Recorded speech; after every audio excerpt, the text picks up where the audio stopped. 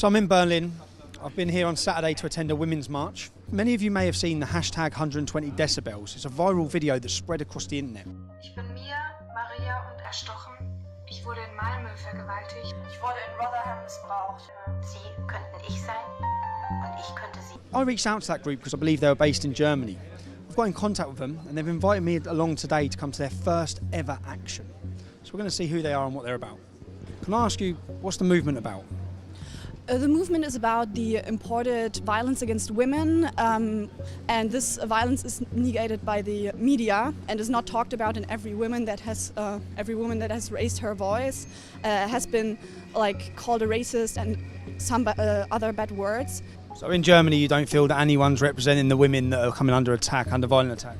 Well, now. Not of the mainstream media, but now there's this new movement called 120 decibel, and this is representing the women. We've got the feeling that this topic of migrant assaults, assaults coming from migrants who come from a different cultural background, this topic is being swept under the carpet. I mean, our freedoms are actually cut down by this immigration because we don't feel like we can walk around in short skirts anymore when it's getting dark.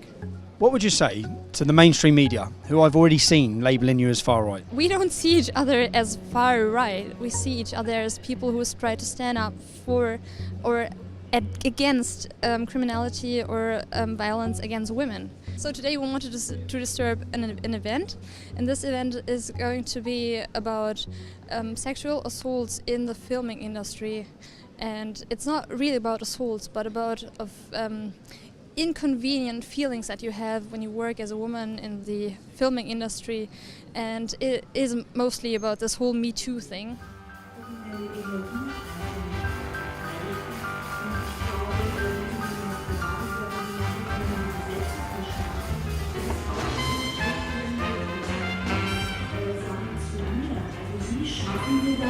Bestimmte Kartelle des Schweigens auch zu brechen, ja? Dass wir nicht eine Skandalisierung haben, wir beziehen das auf einen Fall, sondern dass wir eigentlich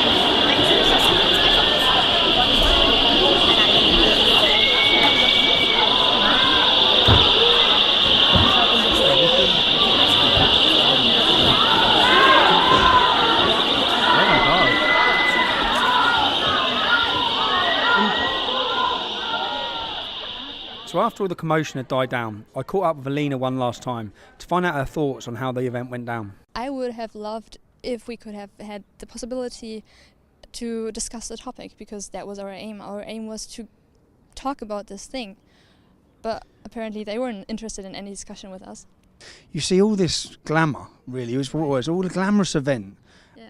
And they're not talking about any of these issues. I think it's mind-boggling because I wonder, they were talking so much about solidarity, and I was wondering, where is your solidarity to the victims of real sexual assault, the victims of rape and of murder? Where is your solidarity? Where are the tents and the events for these women and for those who are afraid that this might happen to them too? I had a conversation with a lady on the way out, and if I just get comparison to what's currently happening in Europe, whether it be in Sweden or in Germany, why are there no events like this to talk about the violence from migrant men? Because I think Germany is a really difficult spot to talk about that.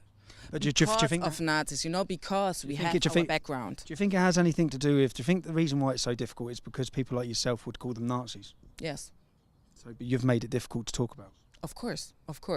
Yeah, well, that's just exactly the point. We are not allowed to talk about it because of the history. Yeah, because and she even admits it, that we are not allowed to talk about it. This means that as soon as a woman gets raped or murdered, she cannot stand up for herself and say, this happened to me, it was caused by a migrant.